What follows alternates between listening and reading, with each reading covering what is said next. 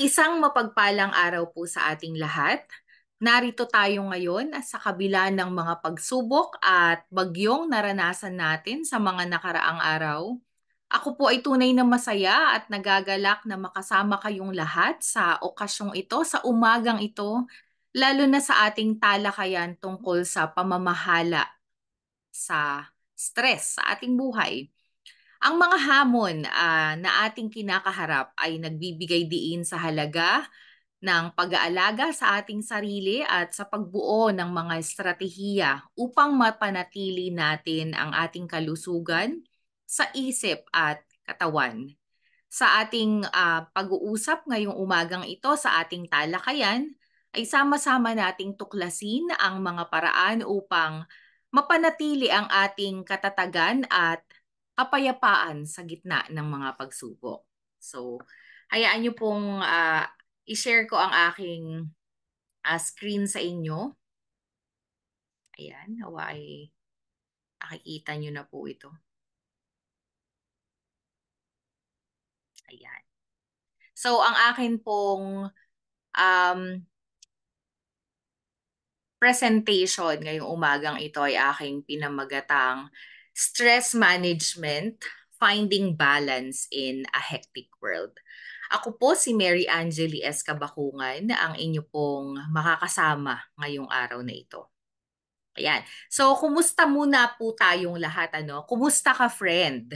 Ayun. How have you been feeling this week?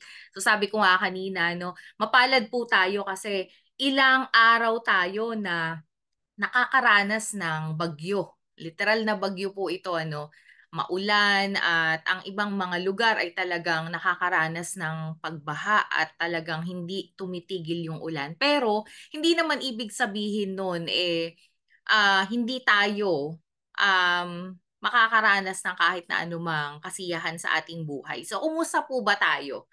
How have you been feeling this week? Ayan. So, are you okay? Are you in love? Are you happy, overwhelmed, grateful, worried, sad, or angry? Ayan, kumustahin po muna natin ang ating mga sarili. Ayan.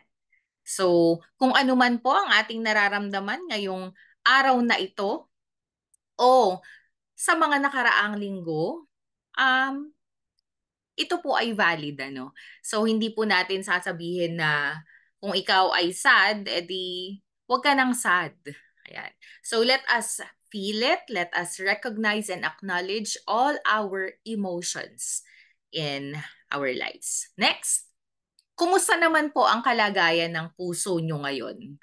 Ano ang kalagayan ng puso mo ngayon? Ikaw ba ay may pusong basag o nawasak? O broken, damaged, or malfunctioning? Ikaw ba ay malumbay, disheartened, miserable, o malungkot, unhappy, or worried? O masaya? Ayan. So, ang puso mo ba ay masaya? Nasa maganda ba itong kalagayan? Good, happy, and joyful? O ikaw ay gumiginhawa pa rin sa kabila ng mga pagsubok ng buhay, you still remain strong or resilient? O yumayabong o flourishing? Yan. Kung ano man po ang kalagayan ng puso natin ngayon, um, let us again recognize and acknowledge the the status of our hearts. Yan. Next, kumusta naman ang kalagayan ng bulsa mo ngayon? Ayan. So, katulad din ba ito ng iyong puso na masaya, malungkot, nangangamba, umaasa, o natatakot? Ayan. Kasi petsa di peligro na po, ano. So, kung ano man po yung kalagayan ng bulsa natin ngayon, huwag po tayong mag-alala kasi bibigyan po at pupunuin po ng ating Panginoon ng siksik, liglig at umaapaw ito sa mga susunod na araw. Ayan.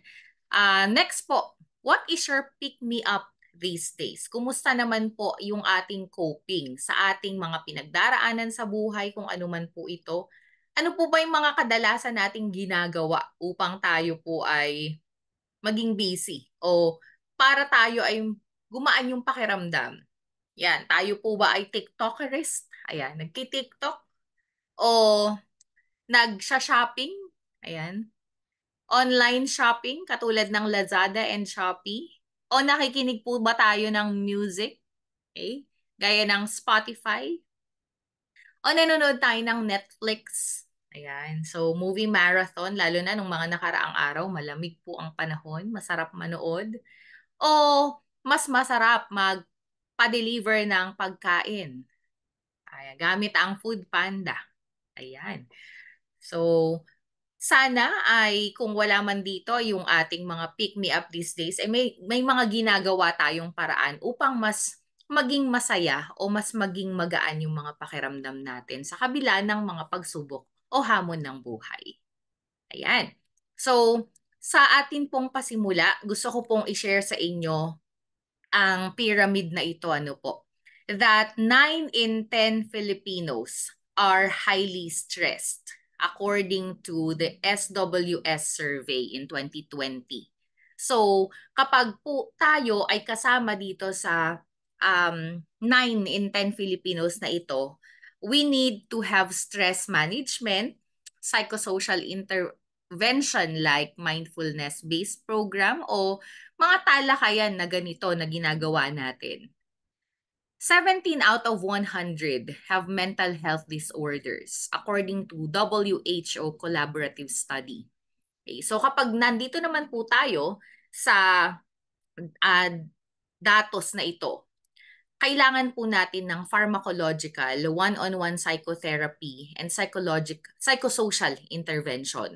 So, ibig sabihin, kailangan na nating magkaroon ng mas mataas na level ng management, okay, sa ating nararanasang health disorder or mental health disorder. And 1% according to WHO has disability. So kapag nandito tayo sa uh, porsyentong ito, we need medical pharmacological intervention. So kailangan na po ito ng gamutan na mas mataas at mas kailangan na nating bigyang tuon yung ating nararanasan na disability.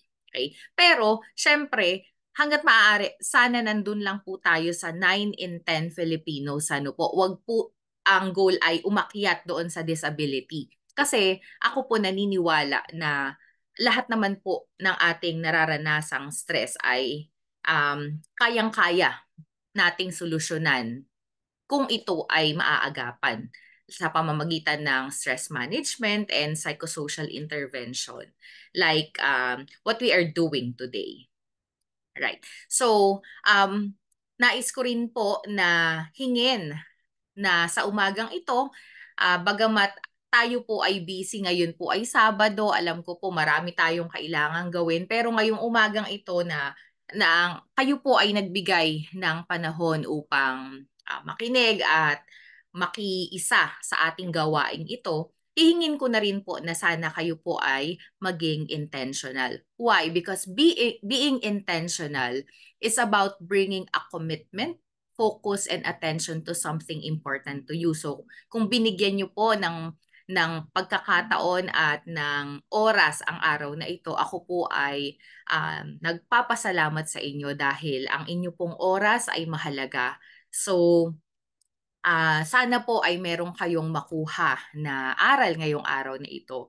At kasama rin po ng pagiging intentional is that you help yourself become more present. We are more present and we are able to achieve bigger and better goals in our life.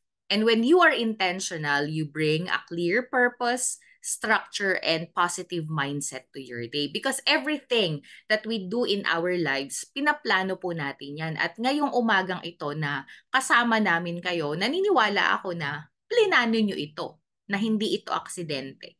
So, be intentional, be present today. Yan.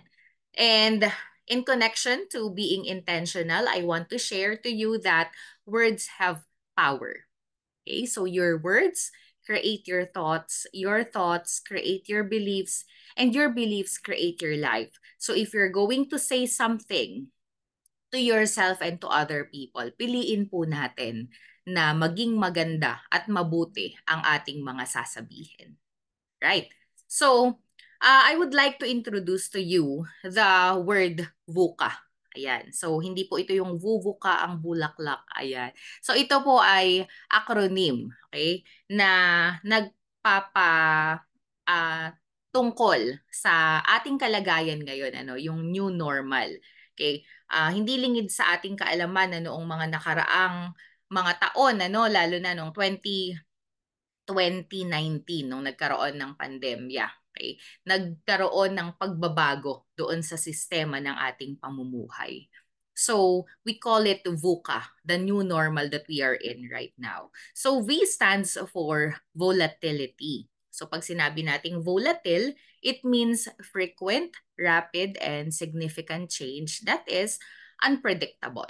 Okay? So, that the pandemic that we experienced in the past is something unpredictable bago sa atin. Okay? So that stands for V. Okay? Another is U. Okay? Another letter in VUCA is U, uncertainty, which means events and outcomes are unpredictable. Oo naman, sa buhay natin, hindi naman natin lahat na paghahandaan, ano. Though there are times na gusto nating in control tayo, but part of the yung spice ng buhay, yung surprise ng buhay is uncertainty, yung walang kasiguraduhan. Okay? Next is complexity. Okay, complexity refers to issues that are complex and interconnected. So pag sinabi natin complexity, kahit na sa tingin mo wala kang pakialam sa isang bagay, dadating at dadating sa buhay natin na marirealize natin na ako pala ay konektado sa buhay ng aking kapatid, ng aking kapitbahay, ng mundo in general. Okay? So whatever decisions I will choose in my life has something to do with other people. And lastly, A for ambiguity. So it means lack of clarity, difficulty in understanding what the situation is. So in a VUCA world, nag-fall down sila doon sa uncertainty, sa pagiging not in control natin sa mga bagay-bagay. And kapag hindi tayo in control sa mga bagay-bagay at bago sa atin yung nararanasan natin, nahihirapan tayong unawain kung nasaan tayong posisyon ng ating buhay. Right? So moving forward, VUCA again stands for volatile, uncertain, complex, and ambiguous. Right? So again, V stands for volatility or volatile. It means that the environment demands you react quickly to ongoing changes that are unpredictable and out of your control. Uncertain, it means that the environment requires you to take action without certainty. Letter C, the environment is dynamic with many interdependencies. And lastly, A, the environment is unfamiliar or outside of your experience. Right? So that's it for VUCA. Okay, at least ngayong umagang ito, meron po tayong bagong salita na nalaman, ano, that the new normal that we are in is also referred to as VUCA. Ayan. So, ngayon naman po, may mga itatanong po ako sa inyo, ano, upang malaman natin kung kumusta ang ating awareness or yung ating knowledge when it comes to mental health. Right? So, are you ready? Okay. So, just tell me if it's a myth or fact. Okay. So, mental health problems are rare. Is it a myth or a fact? Ayun. So, lumabas na ang tunay na sagot. So, yes, it's a myth. Right? Because in fact, 1 in 5 people will experience a mental health problem at some point in their lives, and that mental health disorders are leading causes of disability worldwide if not managed properly. All right, next. Having a mental health problem is a sign of weakness or mahina ang loob or character flaw. Is it a myth or a fact? Ayan. So, ang tamang sagot po ay it's a myth. Alright? Because in fact, mental health problems have nothing to do with being weak or lazy. Okay? Factors like excessive stress, overwhelming situations, or environmental demands and biological factors can contribute to it. So, hindi ibig sabihin na ikaw ay may mental health condition, ikaw ay mahina ang loob mo, ano? Yung lagi kasing sinasabi natin, ano, laksan mo kasing loob mo, gayahin mo si ganito. Ang liit-liit ng problema mo. But in fact, you know, if you have mental health problems or if you experience a lot of stress or overwhelming situations, it's a leading um, condition na magkaroon tayo ng mas malala na mental health problem. Right? So, next, unmanaged mental health problems make it difficult for people to function and often does not go away on its own. It can get better with proper interventions, skills and practice, and social support. Right? So, is it a myth or a fact? All right, correct. So, it's a fact. Okay.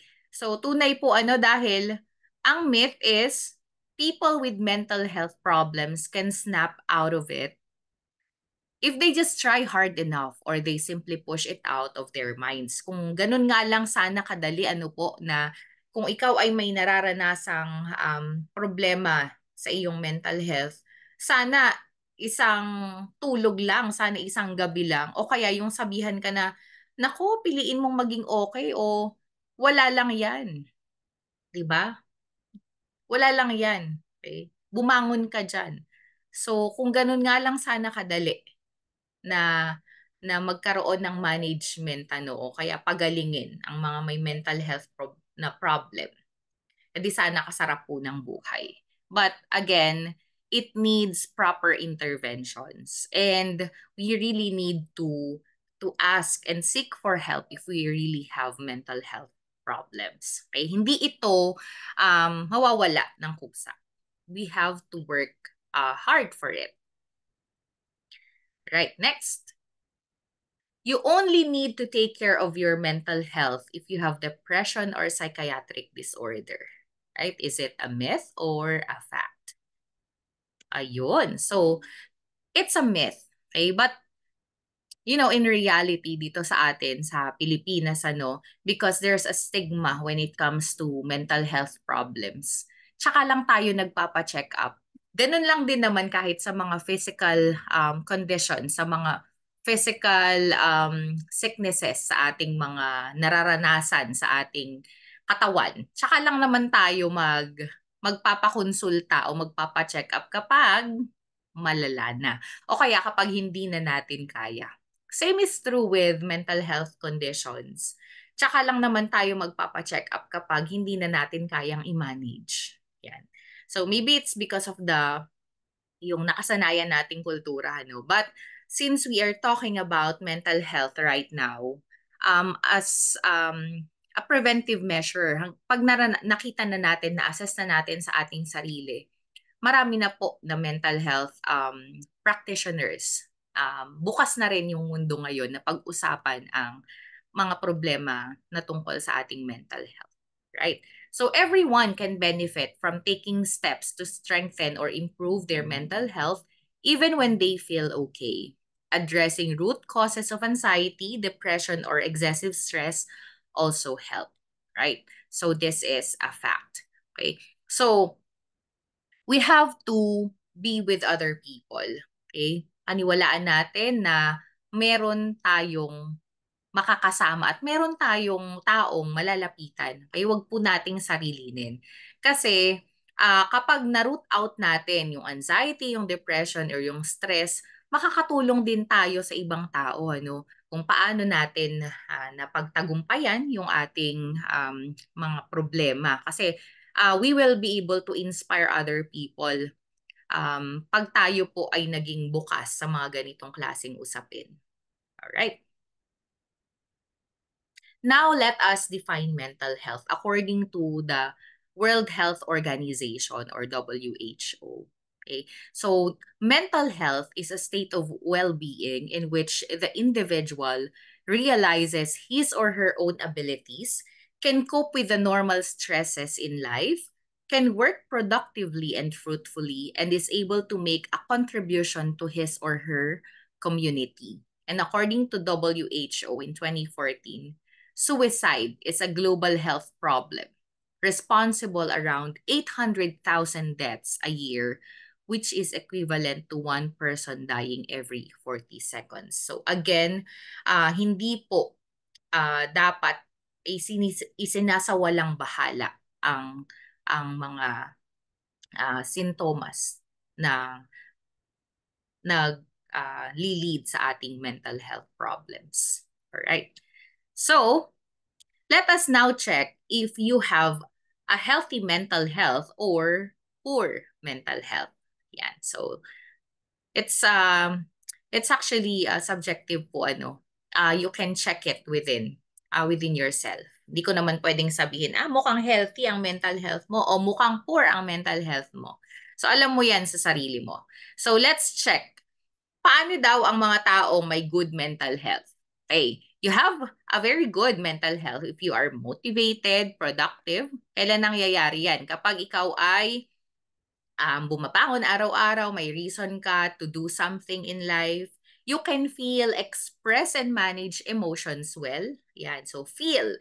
You know that you are sad. Kaya kanina meron tayong kumustahan dun sa unang portion natin, ano? And that's okay if you feel sad today. It's okay if you feel angry. It's okay if you feel happy. It's okay if you feel overwhelmed. It's okay if you feel um, excited. Ayan. So, iba't ibang klase ng emotions. Actually, there are a lot of emotions that we can feel. And that's very important for having a good mental health. Kasi alam mo kung ano ang nararamdaman mo. And that's the basic thing na dapat natin na ina-acknowledge sa atin, ano, yung ating emotions. Express. If you are happy, you have to express it properly. Okay? Paano yung expression ng happy? Siyempre, tatawa tayo. And there is a proper way to be happy. Hindi yung happy ka tapos ayun, pinalo-palo mo na yung katabi mo, no? Yung mapanakit na happy. So, hindi yun tama na expression.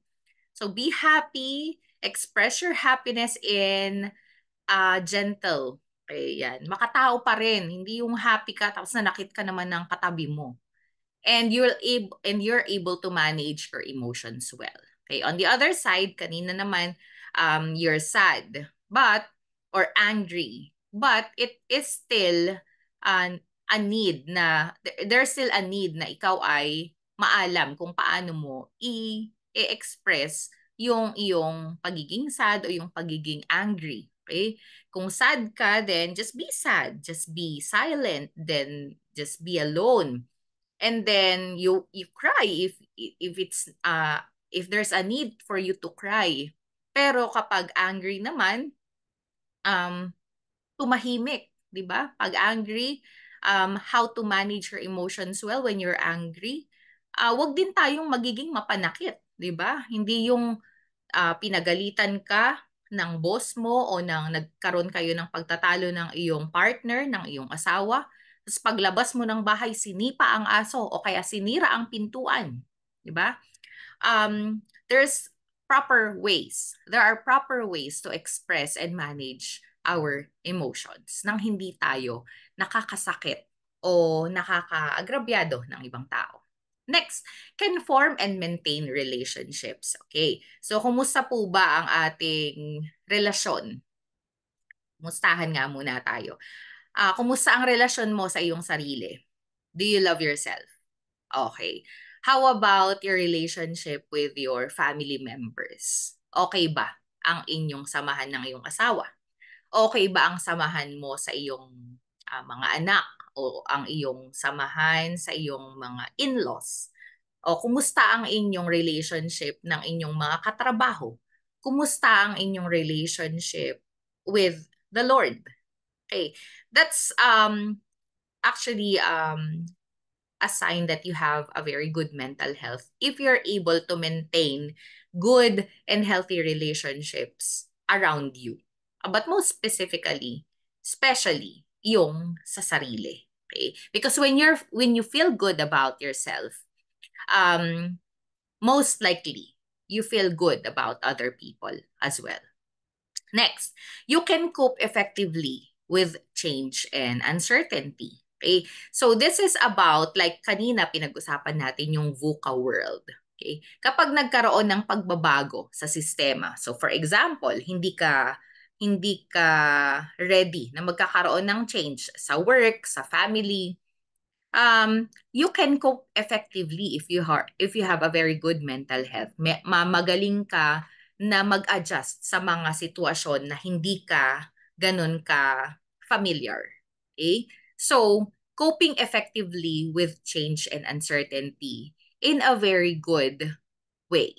Okay, hindi ka magkakaroon ng kababag o hindi ka maaagrabyado ng ibang tao while you are adjusting. Next, experiences life satisfaction. Alright. So, here in life satisfaction, kasama po dito yung pagiging grateful natin sa araw-araw. Because when we are grateful with our life, with ourselves, then you are grateful with the everyday life that is throwing at you. Okay? So, sa experiences mo sa buhay mo, satisfied ka ba? Kontento ka ba? Okay. So, how to be satisfied in life? Don't compare. Huwag po nating ikukumpara yung sarili natin sa ibang tao. Kasi kapag kino-compare mo yung ibang tao o yung ibang tao sa sitwasyon mo o yung sitwasyon mo sa ibang tao, I don't think you will be able to experience life satisfaction. Ayan. Next, poor mental health. Paano naman daw yung isang individual na may poor mental health? Okay, frequently. Okay, frequently po ha, hindi always. Okay, madalas. Frequently experiencing the following. Poor concentration. Yan. Poor concentration. Madalas sa mga estudyante, may mga estudyante ba tayong kasama ngayon? So, poor concentration kasi ang daming requirements sa school. Aside from the requirements, you also have roles sa bahay. Diba? Meron ding mga kailangang obligasyon sa jowa. Diba? Kapag meron ka pang boyfriend o girlfriend, o kapag marami ka pang orgs na sinasalihan na organizations, like for example, SK chairman ka pa, tapos dito sa church, kasama ka pa sa praise and worship, and others. Ang dami-dami mong sinasalihan. So, sobrang dami and poor na yung management mo about your mental health. Poor na yung concentration mo, hindi ka na makapag-focus sa mga bagay-bagay. So that's an example of a poor mental health.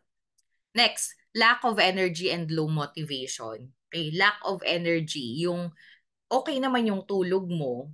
14 hours ka nga natulog kasi walang pasok ng mga nakaraang araw. Pero bakit ganun?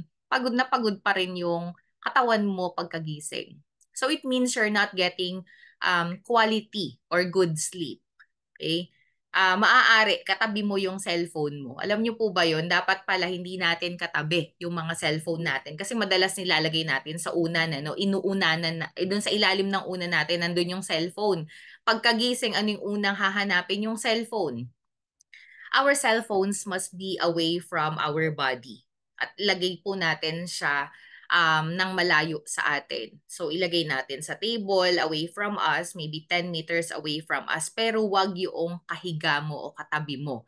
Kasi may radiation yan. That's why isa yan sa reasons kung bakit parang low or lack of energy araw-araw. Okay? Low motivation. Okay? Kasi feeling mo wala na ang purpose yung life.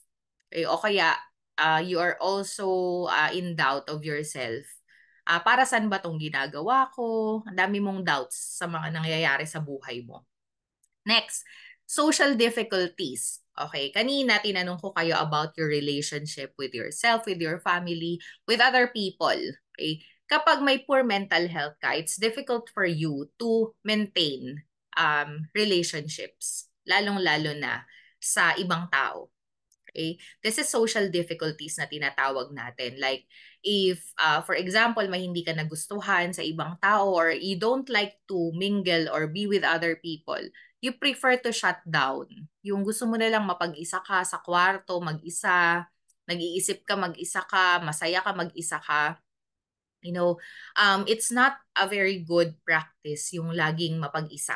Okay, though, hindi naman natin ini-invalidate yung mga prefer nilang mag-isa sila. Magkaiba naman yung preferring to be alone, but they're not lonely. They just prefer to be alone. Pero iba yung kapag ayaw mo na yung isang sitwasyon, you just shut down or you're just going to isolate yourself among other people. So, dapat pinag-uusapan pa rin yung mga bagay-bagay. Next, difficulty managing emotions. Okay? So, kanina, I asked you if you're happy, were you able to express it properly? Okay? Di ba kapag masaya, hindi excuse yun para mamalo ka ng katabi mo o manakit ka ng katabi mo. Managing your emotions well, that's why it's very important na na-acknowledge mo muna. You feel your emotions. So if you are happy, then be happy. If you are sad, then be sad. If you're angry, then be angry. Magalit ka. Okay? Huwag kayong mag-alala kasi whatever your emotions are ngayong araw na ito, they are not there forever. Okay? Emotions are temporary. That's why we really need to manage it properly or well. Kasi kapag hindi mo minanage ng maayos yan, ikaw lang din o yung ibang tao yung maaapektuhan. Okay? So, example, when you're angry, it's not an excuse para magsalita ka ng masama o makapanakit ka ng kapwa mo because you cannot take it back. Next, feeling overwhelmed, spacing out, or shutting down. Ayun, napag-usapan natin kanina sa halip na, alam mo yun, pag-usapan ng maayos o kaya i-resolve sa proper communication, you just feel like you want to be isolated na lang. Hindi, kayo na lang yung tama, mali na lang ako. Yung gano'n, yung mga eksenang ganyan. O kaya, yun yung, yung imo-imo, no? Yung punta na lang sa isang lugar, mag-isa ka na lang, tapos ayaw mo na lang ng ibang tao. Okay? So those are examples of having poor mental health. Alright. So kumusta po ba ang ating mental health? Nasa good or nasa poor na ba ang ating mental health condition? Yan. So I'm hoping nasa good pa naman. If nasa poor, then do something. Okay? May magagawa naman tayo dyan. Right. So, moving forward, yan, pag-usapan naman po natin ang salitang stress, 'di ba? Madalas nating sinasabi, nakaka-stress. Minsan nga tao pa 'yan no? Hindi sitwasyon. Nakaka-stress, ayan na si stress, o 'di ba? May mga ganyan na tayong mga sinasabihan. Okay. So, saan ba nanggaling ang salitang stress? So, in the 1930s, it was Hans Selye, a Canadian scientist, started to use the term stress to mean the environmental agent where an organism responds and adapts. So according to American Psychological Association or APA, stress is the physiological or psychological response to internal or external stressors. Okay. So it's a normal reaction of a body to change. Normally, we feel stress kapag hindi tayo familiar sa nangyayari sa atin. Okay, kapag nagkaroon ng pagbabago. Normally, it is felt during the times of adjustment or transition. Okay? It's a state wherein there is a disequilibrium or imbalance between our source of discomfort and a challenge versus our coping skills available. So sa tingin natin kapag nasa-stress tayo, our capabilities or our coping skills na meron tayo, feeling natin mas mataas yung challenge o yung problema. So, nasa-stress tayo doon sa thought na baka hindi natin kayang solusyonan. Okay. So, let's check on the types of stress. Hindi naman lahat ng stress ay negative. Hindi naman pag sinabing stress, it is just about the negativity in life. So merong stress na positive, we call that eustress. So these are the stresses that energize, generally short term, can improve performance, and it's believed within coping mechanisms. Example ng eustress, for example, ay 50th birthday ng ating parents. O kaya yung ating nalalapit na church anniversary. Yan. O kaya yung mga activities na pinaghahandaan natin. So 'di ba kapag nalalapit na yung ating mga pinaghahandaang mga programs, activities, 'di ba?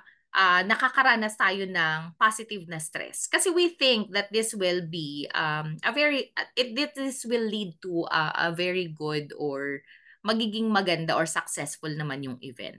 Another, yung kapag nalaman mo na pregnant yung iyong partner, that's eustress. O kaya manganganak, magkakaroon na ng new family member, that's eustress. 50th birthday, di ba? Susurpresahin nyo, for example, ang inyong mother, ang inyong daddy, for the 50th or 60th birthday, hindi niya alam, tapos paparating na siya, malapit na siya sa inyong bahay, bubuksan niya na yung pintuan, that's eustress, that's positive stress. Next, distress naman. So distress, mas ano tayo dito, mas familiar tayo and mas na-experience natin siya. So generally feels unpleasant. That's why we don't like it kasi it's unpleasant. It often depletes energy, short term or it may be long term. Okay? It decreases our overall performance and it's perceived outside coping mechanisms. That is something we cannot handle. And it can lead to physical illness, mental fatigue, or emotional depletion if not managed properly. So example ng distress, yung sa bahay, pinagalitan ka ng mama, tapos pagsakay mo ng jeep, 'di ba? Sabi sa'yo maluwag pa, wala ka naman na palang uupuan. Tapos pagbaba mo ng jeep, umulan. Alam mo yung mga ganong klaseng cumulative, yung patong-patong na stresses sa buhay. O kaya, for example, pag uwi mo ng bahay, nag-aaway na naman. O kaya, nag-quiz ang iyong score 4 out of 20, pero nag-review ka. Okay? Unfortunately, yung mga ni-review mo hindi lumabas doon sa exam.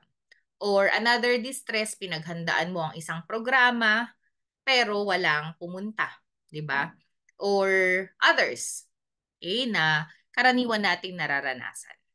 Right. Next. So kanina pinag-usapan natin yung stress. Sabi natin it's a normal reaction if there's an adjustment or transition. So paano naman siya namamanifest sa atin? Okay? Physically, we feel the following. So in a form of pains or aches, just like headache. Okay? Headache, back pain, muscle pain, or chest pain. Sa mga estudyante daw, common daw na nararanasan kapag ikaw ay stressful or nakakaranas ng stressful events or experiences kapag yung balikat daw natin ay parang masyado ng tense o kaya masakit na. Yan. Or back pain. Okay? So, kung nararanasan na yung mga yan, then you have to do something because stress ka na po. Next, cognitive. Difficulty in concentration or focus. Yung ganyan pinag-usapan natin kanina, no? Like, kinakausap ka, nagpatawa na yung kausap mo, nagtawanan na yung paligid mo, ikaw, lag. O, 'di ba? Hindi ka pa rin, hindi ka pa nakaka-connect. So, if you have difficulty in concentration or focus, what will happen is that nakauwi na ang lahat, ikaw nung nasa daan, nasa sasakyan, doon pa lang pumasok yung joke na pinagtawanan na kanina. So ngayon ka pa lang tumatawa. O, 'di ba? So very delayed na yung having difficulty in concentration will affect your relationship with other people, 'di ba? Next, difficulty in keeping attention span. Yung sa dami ng iniisip mo, hindi ka na ganun ka-focus doon sa present na nangyayari kasi madaling-madali ka o kaya uwing-uwi ka kasi iniisip mo yung ibang bagay. Or sometimes when we are mindful, yung punong-puno yung isip natin, it's not the mindful na we are in the present situation. Yung punong-puno ng problema yung isip natin, no? So sa halip na alam mo yon, yung tinetreasure natin o kaya yung tinetreasure natin o kaya yung we live in the present moment, sana nasa focus sana tayo in the present moment, pero yung isip mo nandun sa due date, nandoon sa tuition ng anak mo, nandoon sa problema ng pamilya, nandoon sa problema um, ng kapitbahay. Alam mo, yung nakikiproblema kapag minsan, di ba? That's why you have difficulty in keeping attention span or difficulty in decision making. Nahihirapan kang magdesisyon sa buhay mo o kaya kapag magdedesisyon ka, hindi pinag-iisipan ng mabuti. Emotional. So feeling of worry, fear, or sadness. When we're too stressed, di ba? Sometimes we are very afraid, takot na takot tayo sa mangyayari. Wala pa man, ang dami-dami mo nang inisip na kung ano-anong mga negatibo na mangyayari. Okay, that's the anxiety or sadness, yung hindi naman sana kailangan palakihin yung problema, pero ikaw, you are very, very sad kasi inisip mo yung worst case scenario na pwede nang mangyari. Behavioral, it will affect your relationships, how you interact and how you deal with other people. So it's either you interact with them properly or either you isolate yourself. Sarilinin mo na lang. Right? So these are the manifestations of stress to ourselves. Right. No, moving on, paano mo malalaman pag sobra na? O, di ba?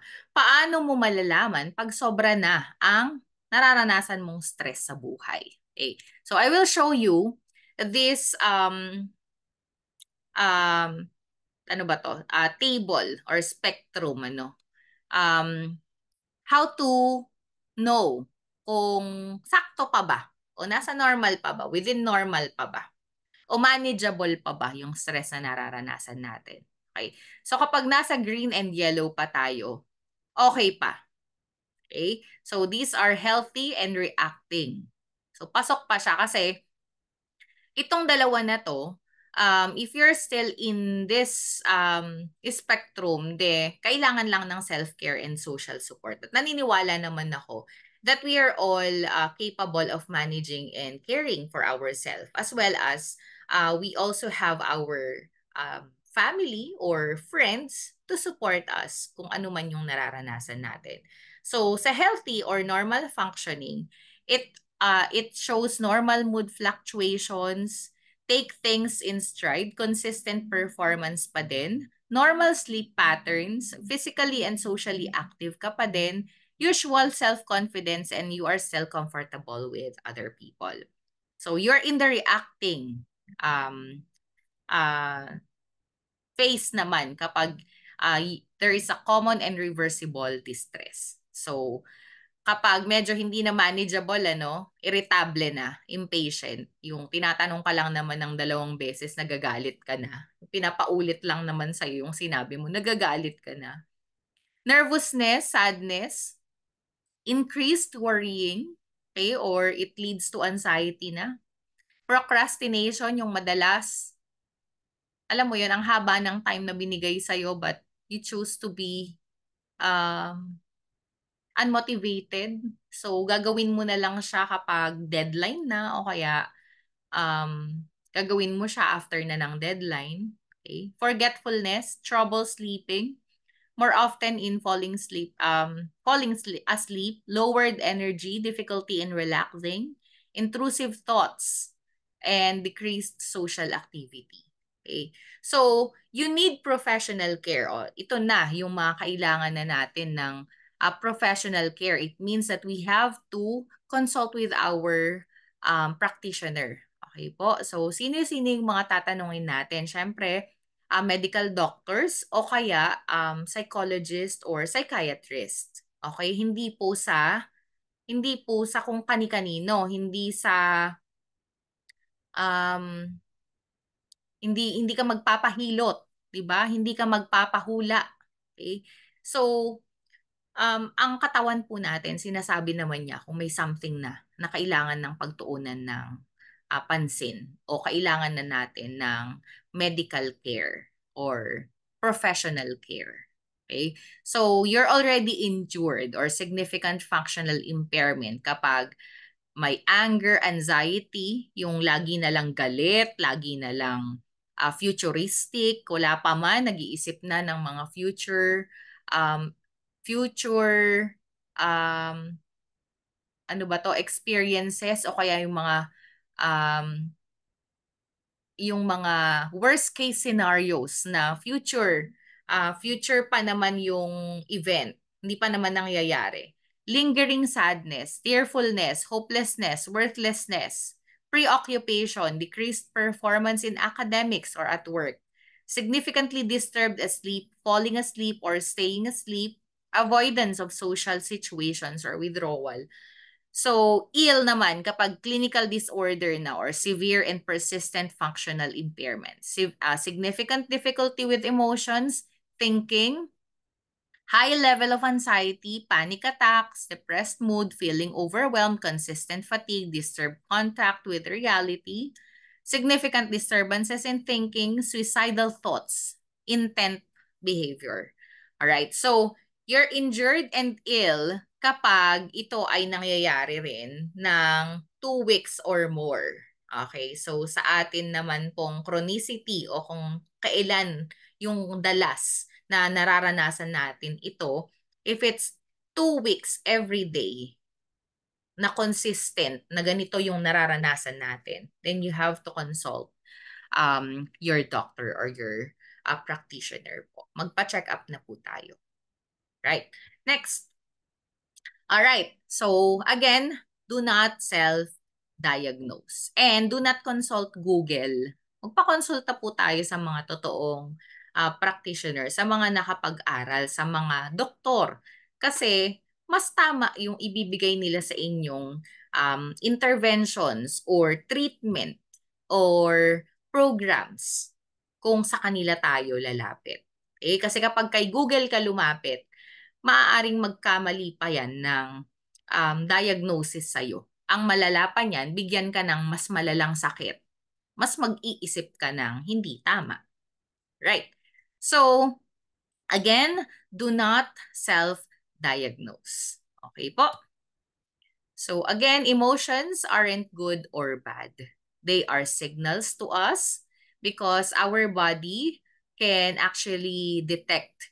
Matalino po ang tao, ang katawan ng tao at matalino rin po ang ating Panginoon, yung ating Diyos na gumawa ng ating katawan. May mga sintomas na ibibigay sa atin ang katawan natin to uh, to feel and for us to assess kung tayo ba ay okay pa o hindi. And you know that you are not okay kapag hindi na magaganda yung sintomas o mga signals na ibinibigay sa atin ng ating katawan. So let's ask ourselves, what is this feeling trying to tell me? Right? So examples are stress. Okay? If you are stressed, then kailangan ng pause. Maaaring ikaw ay sumusobra. Okay? Kaya ang katawan, sinasabi niyan sa'yo kapag nasa-stress ka na, physically, masakit na yung ulo mo. Kasi, hindi ka na makaihi, hindi ka na makainom. Okay? Yung headaches naman na yan, hindi naman lagi lang yan, may sakit ka. Minsan sinasabi niyan, dehydrated ka. Tumigil ka muna sa ginagawa mo. Uminom ka muna. O kaya, matulog ka muna. Too much na rin kasi yung ginagawa mo. You're sad. Okay? It's okay to be sad. Okay? When you're sad, it means na hindi mo nakuha yung mga expectations mo. Okay? When you're angry, it means na na-violate yung mga bagay na isinet up mo para sa sarili mo. So you have to feel, okay, the emotions or the signals that your body is telling you. You're anxious because you need to be calm. Okay? Masyado kang futuristic. Okay? Hindi ka grateful kapag futuristic ka. Kapag masyadong future-oriented ang isip natin, ano, nakakalimutan nating maging masaya sa kung ano yung present na nararanasan natin. Okay? So, hindi naman sa sinasabi kong wag mong isipin yung mga future na mangyayari. But what I am telling you, present is more important. Okay? What you are the moment that you are living in right now, that's more important than the future. things that will happen to you. Okay po? So, being in the present moment will give you more satisfaction and contentment in life as well. Right. So now let's talk about the power of positives. So this is about resilience, hope, and self-compassion. Right. So subukan mong balikan ang pinakamahirap na karanasang iyong pinagdaanan. Okay. Ano ang pangyayaring ito at gaano ito naging mahirap at mabigat para sa iyo? Okay, so let's take time na isipin yung mga pinakamahirap na karanasan. Actually, madali itong alalahanin, ano? Kasi binigyan ng time ito ng ating isip at ng ating katawan at ng ating memory. Okay? Dahil alam niya na ito ay nalagpasan mo. Tama ba? So, pinakamahirap na karanasan na iyong pinagdaanan. Next. Ngayon, isipin mo kung paano mo ito nalampasan. Ayan. So, naniniwala naman ako na lahat ng pagsubok na nararanasan natin ay may solusyon. Okay? Minsan lang mahirap, minsan lang matagal, o minsan lang hindi natin matanggap. Kaya, um, we are stuck in the situation na para bang hopeless, no? Pero kasama natin ang Diyos sa lahat ng ating lakbayin sa buhay. So kahit mahirap, alam ko magagawa natin ng paraan nito. So ano ang ginawa mo at saan ka kumuha ng kalakasan? Okay? So let us reminisce at the moments na tayo ay nakaranas ng mga mahihirap na sitwasyon ng buhay, yung mga bagay na sa tingin mo parang hindi mo deserve, but it happened to you. But guess what? Binigyan ka ng solusyon. Saan mo kinuha ang iyong kalakasan? Right. So I hope you are able to answer those questions as part of your reflection activity. Okay? Now let's look again doon sa kaninang ibinigay kong um, spectrum, ano. So kailan tayo dapat humingi ng tulong at kung kailan tayo dapat na mas ma-manage natin yung sarili. Okay? Again, dun sa green and yellow. Okay, so we have to again strengthen our support system and ourself. So self-care and our relationship with other people will really help us to manage and deal with our stresses in life. Okay? So, makakagawa tayo ng mga solusyon sa pamamagitan ng ibang tao at ng ating sarili. But if we are already in the orange and the red, okay, part, then we have to ask the professional the professionals or the doctors na makapagbibigay sa atin ng tamang program, ng tamang treatment, ng tamang management sa kung saan tayo mas magiging flourishing o mas mapaayos. Right? So moving on, what's the modern definition of resilience? Okay, so kanina, napag-usapan na atin yung mga bagay na nakapagpatatag sa atin sa kabila ng mga pagsubok na ating naranasan sa buhay. So, let's look at resilience. So, we have advancing. So, this is goal orientation, work towards your vision. So, advancing despite adversity. Okay? So, be proactive, don't wait for adversity. And both large and small everyday challenges. Hindi naman tayo talaga nawawalan ng problema sa buhay. But yung mga problemang ito na ating sinusolusyonan ang nakakapagpatatag sa atin, natutulungan tayo nito na maging mas malakas at umusad sa ating buhay. Right? So resilience is not something we are born with. It's built over time. And that's our power as individuals. So now, every time I witness a strong person, I want to know, what darkness did you conquer in your story? Mountains do not rise without earthquakes. So another, we respond to adversities differently. Okay? Hindi natin sasabihin ang liit-liit lang naman ng problema mo. Kasi magkakaiba po tayo ng kalagayan sa buhay. And I would like to share with you um, this illustration about our life, okay, na hindi tayo pare-pareho. Okay? So people say we are on the same boat in this life. We are not. We are in the same ocean but not on the same boat. We are on yacht, or some are on yacht. Others are on ships, sturdy, strong, and safe. But most of us are on wooden boats. Others are clinging onto floaters, and many are still drowning. This is the boat story illustrated by Shris Tinot and from Humanistan. Right? So in what boat are you? Nasaang bangka ka? So I hope we are all in the yacht or in a ship. Okay? O kahit papaano nandun tayo sa boat na umuusad. Okay? But not the drowning ones. Okay? So what should I do? So do you prefer to manage yourself or let yourself drown? So navigate through the tides. By all means, we should survive. So I would like to now share some things that we can do. Okay? Tips that we can do. Okay? So that we're able to manage ourselves. So take things one step at a time. Hashtag kalma. So workspace and other resources, break down tasks into manageable activities. Be realistic with what you can accomplish for the day. So again, take things one at a time. Isang bagay na ma-accomplish mo sa entire day, congratulate yourself. You are doing well. So another thing that you can do, eat healthy. Palakasin natin yung ating katawan.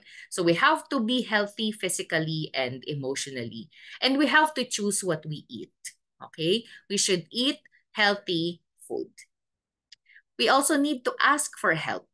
Okay? So meron na po tayong messenger, meron na po tayong online apps that we can be with other people. Wag na tayo yung mag-i-emote na hindi naman nila ako kinukumusta. Kung hindi ka nila kinukumusta, kumustahin mo sila. Okay? Ikaw ang maging daan. Okay? Wag na tayong magpaka-pride dito. If you need help, you ask for help. Right? And cut unproductive activities. Kapag hindi na nakakatulong sa atin yung mga bagay na ginagawa natin madalas, yung mga unhealthy na ginagawa natin. So for example, ang tagal mong nakababad sa cellphone, maghapon, magdamag, napupuyat ka na, masakit na yung ulo mo, cut it. It's unproductive. Okay? Another, yung mga unhealthy food, okay, na nagbibigay na sa'yo ng sakit, kahit ba sabihin mo nag-i-enjoy ka dyan, if you are no longer healthy, cut it. Okay? So do you find this helpful? If not, you can minimize it. So learn what to prioritize. Next, have what best works for you. So any routines na kailangan mong gawin or self-care activities na kailangan mong gawin. So think of the best for you. Right? So just to sum it up, take things one step at a time, eat healthy, physically and emotionally, ask for help, cut unproductive activities, have what best works for you. So teach. Teach yourself to do this one at a time, right? Because you can pour from an empty cup. You have to take care of yourself first. For we are God's handiwork, created in Christ Jesus to do good works, with God prepared in advance for us to do, according to Ephesians chapter 2, verse 10. And the Lord knows your body needs proper care to live out your purpose and perform the good works God has waiting for you to do. When you don't take care of yourself, whether it be not eating correctly, not spending time with close friends, or getting enough rest, you are not at your best level of wellness to serve the Lord. Right? So selfness isn't selfish. So take long bath, mahabang pagligo, okay, kuskus, diba? Trim-trim, o kaya sabon-sabon, ayan. Compliment yourself. Tell yourself that you are loved, that you are enough, na mabuti ka, na inspiring ka, sa halip na sinasabihan mo yung sarili mo na mahina ka, hindi mo kaya, you say positive self-talk. Okay? Go for a walk. Okay? And meditate or reflect. Or also do journaling on the diary na ginagawa natin. Drink more water to hydrate our system. Right? So now, let me ask, what is your kilig word? Okay? Ano yung salita na kapag naririnig mo, kinikilig ka? Okay? Ako po, yung salita na kinikilig ako ay kapag sinasabi ng ibang tao na um, mababait o mabubuting halimbawa ang aking mga anak. Kinikilig ako doon kasi I feel good about myself kapag yun yung mga um, naririnig kong mga sinasabi ng ibang tao sa akin. Kasi feeling ko parang sometimes I don't feel like I'm doing a good job as a mother. Pero kapag sinasabi yan ng teachers, ng kaklase, ng ibang taong, bubait ng anak mo, ang gagalang ng anak mo, mabubuting bata ang mga anak mo, I take that as my kilig word. So kayo po, ano po ang inyong kilig word? Yan.